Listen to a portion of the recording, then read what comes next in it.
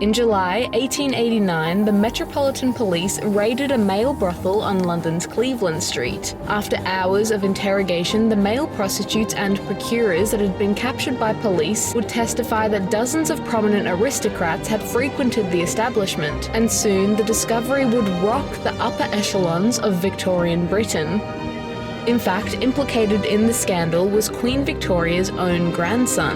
Rumours began to swirl that Prince Albert Victor, second in line to the British throne, was among the establishment's patrons. Although the prince's name was largely kept out of the domestic press, the American New York Times called the prince a, quote, stupid perverse boy, and argued that Albert should never be allowed to ascend the British throne. Soon, the government was accused of a systematic cover-up that obscured and protected the most powerful of those involved.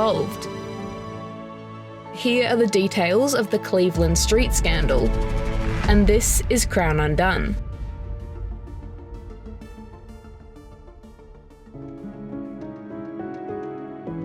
While so-called buggery had been criminalised in 1533 under Henry VIII, all sexual acts between men had been outlawed in Victorian Britain since 1885. It had only been 50 years since James Pratt and John Smith were hanged for sodomy after they were caught having sex in a rundown lodging house in central London. The criminal court, where the two men were sentenced, heard the cases of 15 other death row offenders, their crimes ranging from burglary to attempted murder, and all of them, except for Pratt and Smith, had their death sentences commuted. On a visit to Newgate Prison, the young court reporter Charles Dickens wrote that Pratt and Smith knew that, quote, their doom was sealed, no plea could be urged in extenuation of their crime, and they well knew that for them there was no hope in this world. The two short ones, the turnkey whispered, were dead men. The two men were executed outside the prison on the 27th of November 1835. Sodomy remained a capital offence until 1861, when the maximum punishment was reduced to life imprisonment. By mid-1889, however, the most likely maximum punishment would have been 2 years imprisonment and hard labour, but the social ostracism that would have followed prosecution for sodomy would have felt just as severe. In July 1889, Police Constable Luke Hanks was investigating a robbery at the London Central Telegraph Office when he discovered a 15-year-old telegram delivery boy in possession of 14 shillings, an amount that would have taken the boy weeks to earn himself.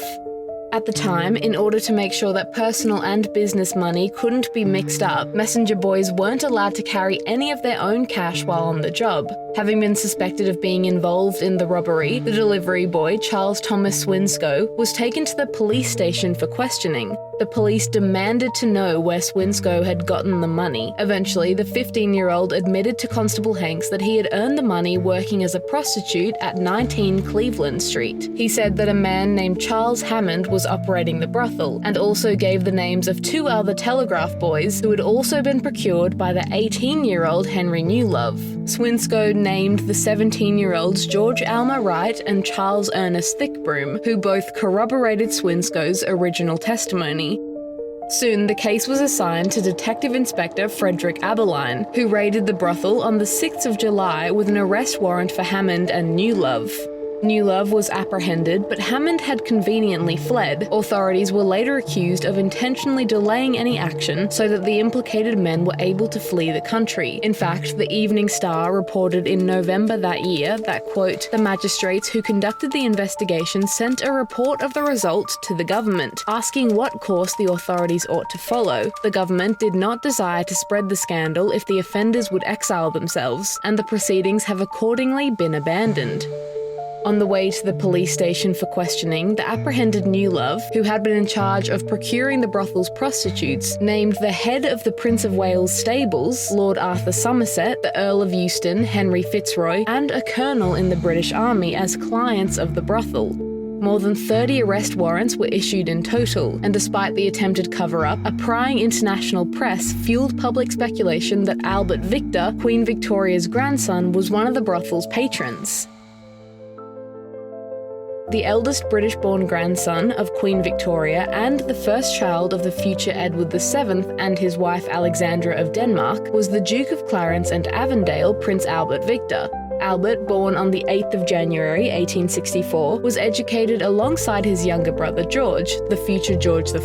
The royal brothers became naval cadets in 1877 and would spend 3 years travelling to the Caribbean, South Africa, Australia, South America and East Asia. One of Albert's childhood friends later recalled that the prince's, quote, brother officers had said that they would like to make a man of the world of him, but into that world he refused to be initiated.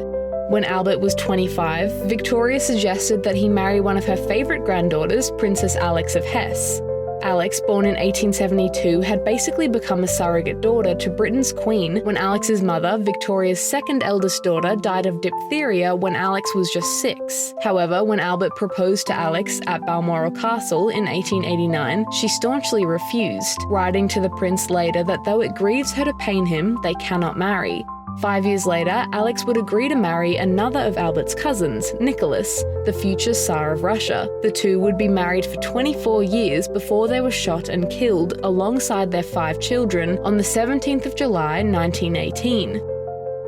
After 2 more unsuccessful matches, it was agreed that Albert would wed the relatively minor royal Mary of Teck, but the marriage would never take place.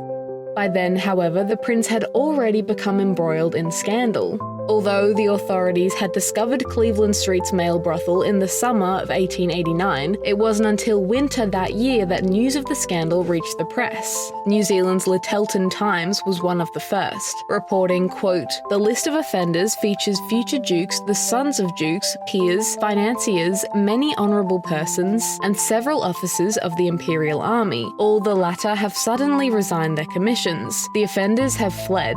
The newspapers have suppressed reference to the scandal, but there is no doubt of it having taken place."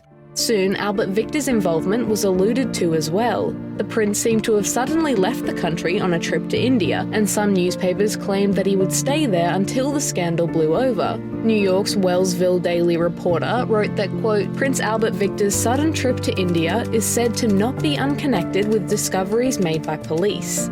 Even the Prince and Princess of Wales, next in line to the British throne, became the targets of a horrified public, with the Illustrated Police News describing how the scandal was, quote, "continuing to give infinite trouble and vexation. Marlborough House is daily assailed with anonymous letters of a most outrageous character. Not only the Prince of Wales, but the Princess is directly addressed in communications of a monstrous character." In the end, 60 suspects were identified in the Cleveland Street affair, and 22 of them successfully fled the country. Procurer Henry Newlove pleaded guilty to indecency and was sentenced to 4 years and 9 months of hard labour. The teenage prostitutes were also convicted, though their sentences were relatively lenient. Albert Victor's involvement in the Cleveland Street brothel has never been substantiated, and he died from pneumonia in January 1892 at just 28, less than 3 years after the scandal was first discovered. Just after Albert's death, the future Edward VII wrote that he would have, quote, "gladly given his own life if it would have saved his beloved son." But even in death, the Cleveland Street scandal stalked the memory of Albert for decades.